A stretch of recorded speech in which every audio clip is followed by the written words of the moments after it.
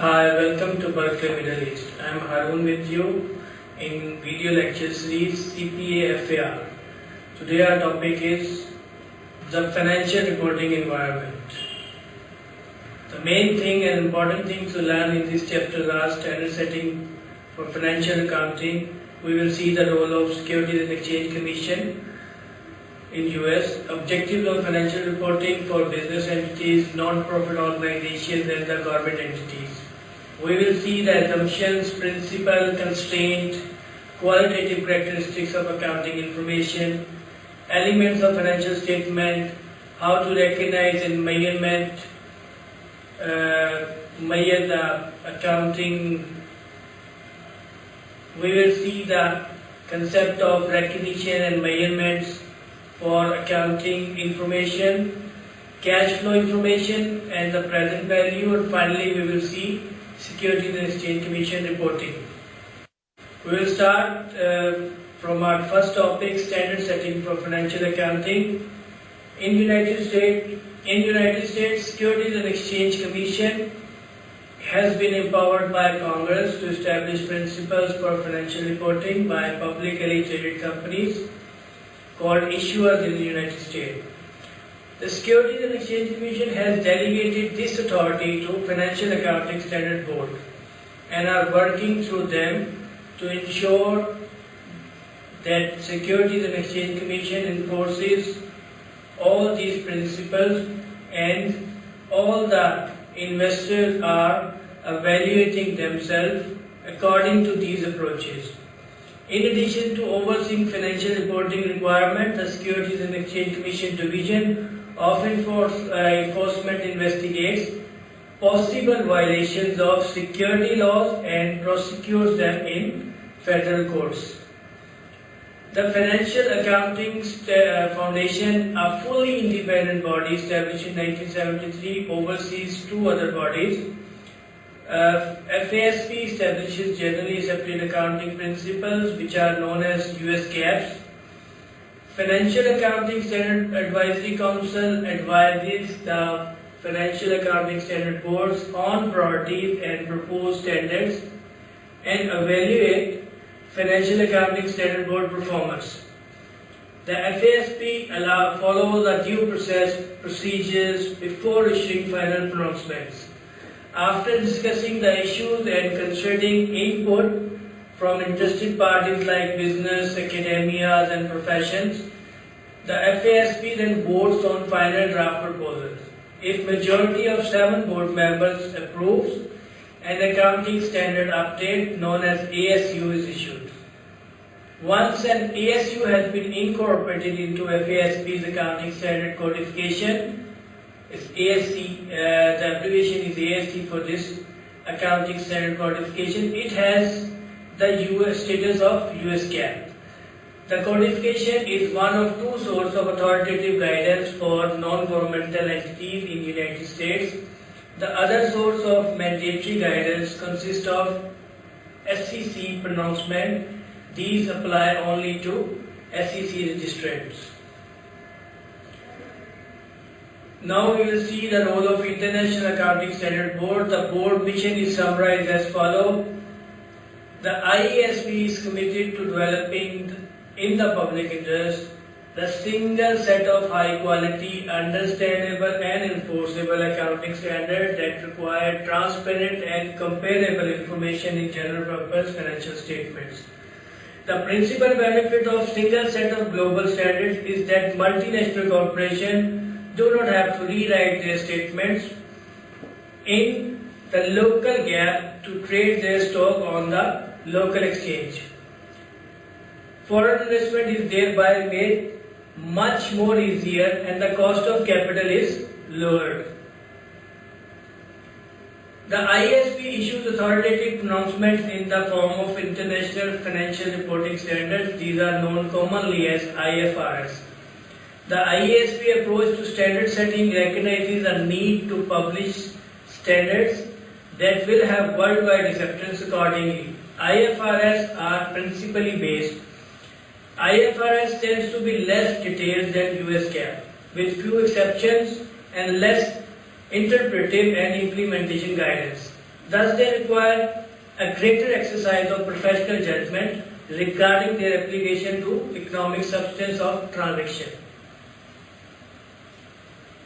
In contrast, US GAAPs are sometimes criticized by as suggesting adherence to letter of accounting rules rather than their substance.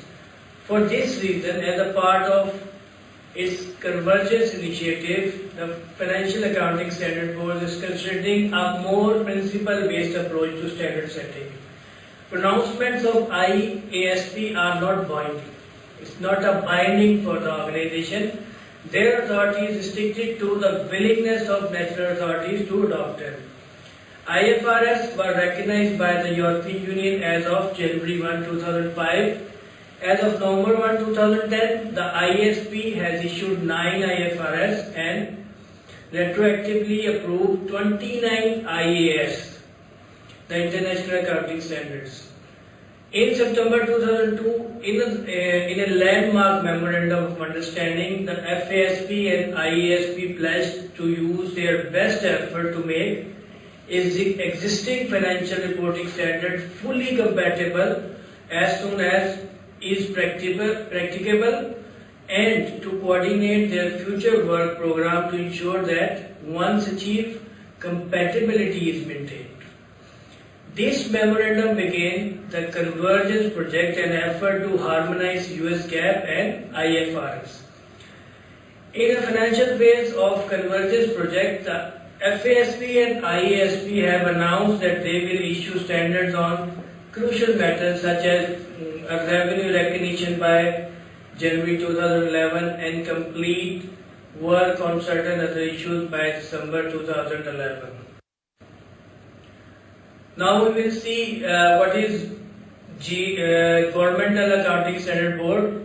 The Government Accounting Standard Board, commonly or we can abbreviate like GASB, established in 1984, is a primary standard setter for state and local government entities. The GASB does not establish GAAP for the federal government.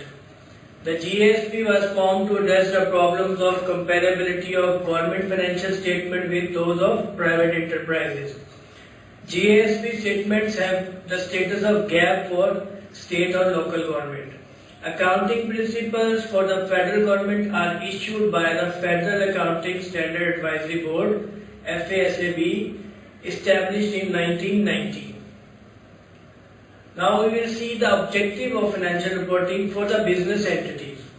We start from the introduction to financial reporting objectives. Financial statement and the financial reporting. The FASB objective apply to most form of general purpose external financial reporting by business entities. Starts from financial statement, includes the notes and the disclosure are crucial to financial reporting. They communicate accounting information to external parties. However, the scope of financial reporting is much broader. It also embraces the information generated by the accounting system. We can take the example, the disclosure required by the authoritative pronouncements as supplementary information, annual reports, prospectus, other filing with SEC, news releases, and the letter to shareholder. But some of this information is not subject to an external audit to enhance its reliability. Now, introduction to financial reporting objective, we will continue. The environment context of objective, financial reporting should provide information that is useful in making business and economic decisions. But itself, it does not give any decision. It is intended for those who make decision, but about business entities or investment in or loan to business entities. Characteristics and limitations of information. Certain characteristics are limitations and inherent in financial reporting. Number one, we can say the information must be quantifiable in units of money. Number two, the information pertains to individual business entities, not industries or an economy as a whole or individual consumer. The information often results from approximate measures. The information largely reflects transactions and events that have already happened. Financial reporting is but one source of information. The benefit of information should be expected to at least equal its cost. General consideration are although focused on investment in credit and credit decisions, the objectives are intended to apply to information that is useful to anyone interested in the related entity ability to meet its obligation and rewards to investors. Financial reporting should facilitate business and economic decisions but not determine what those decisions should be. Information useful in investment and credit decisions. Financial reporting should provide information that is useful to current and potential investors and creditors and other users in making rational investment, credit and other similar decisions. Information useful for assessing cash flow prospects. Current and potential investors and creditors and other users want to assess their likelihood of receiving cash from dividends or interest from proceeds of sale, redemption or maturity of securities or loans. Information about entity resource, claim to those resources and changes in them are also available in the financial reporting system or in the financial reports. Aspects of, now we will see what is the difference between, we saw some of the features of objective of financial reporting for business entities. We will start now objective of financial reporting not-for-profit entities. Distinguishes characteristics of not-for-profit entities. Number one, we can say they receive significant resources from providers who do not expect to receive prepayments or proportionate economic benefit. People give charities, grants and contribution not for having any benefits from or repayments expectations from the organization. They provide operating purposes other than to provide goods and services at a profit. They lack defined ownership interest that can be sold, transferred or redeemed, or entitle an owner to distribution upon liquidation of entity. Not-for-profit entities report net asset rather than equity.